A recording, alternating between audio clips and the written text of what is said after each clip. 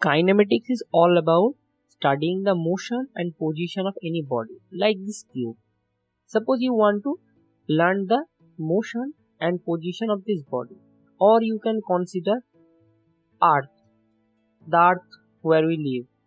You want to study the motion of Earth or the rotation of Earth. Now, in space, if there is only Earth and no other body, then you can't tell where the Earth is situated. You need something with respect to which you will measure the position of Earth, and in our case there is Sun, which we can use, or any other planet. So this is the core idea of frame of reference, and let's dive into the detail of this method. Let us discuss now the idea of frame of reference in 1D. Suppose I have a triangle and it is moving towards the right and I want to analyze its motion at a time t. So what I will do, I will take a screenshot at the time t and then analyze the whole setup. Here I have taken the screenshot or pause the whole setup, and now I will analyze its motion. In physics you always do this. To analyze this motion, which is a one-dimensional motion, first I will take a reference point. As I have told you before, here the blue point. Now as its motion is one-dimensional, I will draw a straight line along which it is moving. Here the red line. Now I can always describe the position of the yellow triangle with respect to the blue point using the distance between these two. What I mean by this is, suppose I have a number which is the distance between the blue point and the triangle. Then using the number I can always represent its position at any instant of time, as I have shown you before in this animation.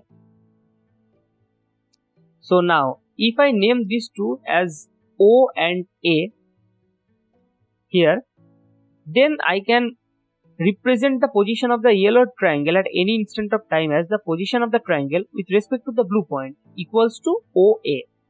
Now if I also include the information of the direction, that is it is moving along the arrow, then I can write it as OA I cap, where I cap represent the direction along which it was moving. In physics it represents the direction of x-axis.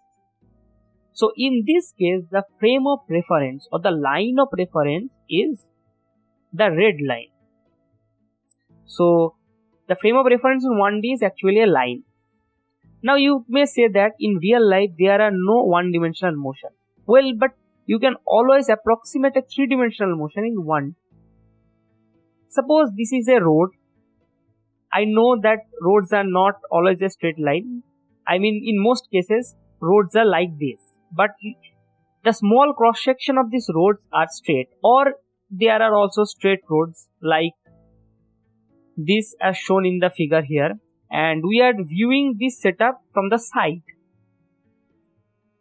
Now suppose a car is moving through the straight road, that is this car, suppose here. So I can analyze its motion using the same concept I have introduced you with the example of the triangle. So you see that in real life also we can use the idea of 1D frame of reference. Now let's discuss a more general case, which is the frame of reference in two-dimensional. See, in real life there are no 2D things, all are 3D objects. So why it is important to study this? Suppose you are in a match and you want to trace out the positions of all the players playing in that match. So you want to know the position of the players, but it is a 3D problem. What can you do? Well, if I view this same match from a top view, then what I will see something like this. Notice that it is a 2D problem where it is a 2D plane and the players are like 2D dots. So this problem is converted to a 2D problem from this view. So this is finding the position of objects in 2D plane, and this is why the 2D reference frame is important. Most of the physical problems can be converted into a 2D problem. Now let's see how to define the position of an object in 2D plane. Now suppose we have a 2D leaf and I want to know its location at any instant of time in this 2D space using a 2D reference frame. So what can we do? First, if this leaf is moving, then I have to take a screenshot or a snapshot to study its motion in a particular instant of time, as I have done here. Now, as it is a 2D object moving in a 2D plane, so the single axis cannot exactly define its location. So we need two axes which are perpendicular to each other, x-axis and y-axis. Well, there is no obvious reason for taking two axes which are perpendicular to each other. I can take two axes which make some sort of angle between them, as shown here. But if I take two axes which are perpendicular to each other, then they make our life simpler. So in physics, most of the time we use the axes which are perpendicular to each other. Now, to define it, the location of the leaf, we take a specific point on the leaf. In most cases in physics, we take the point as the center of mass of our body of interest. For this case, the yellow dot is the center of mass of this. Now, how we measure or define the location of the center of mass of the leaf? We measure two distances along two axes. First, we measure the distance along x-axis, that is the perpendicular distance of the dot from the y-axis, this distance, and then we measure along y-axis, that is the direction which is perpendicular to the x-axis, that is this one, and we represent it using this line. Now, using the distance of this or the length of these two lines, we can define the position of the leaf, and we write that position equals to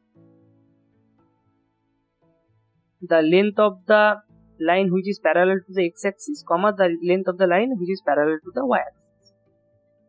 Now, as you can see that if I move the point in all over the space, we can always define its location using the method I have shown you before, or just shown you.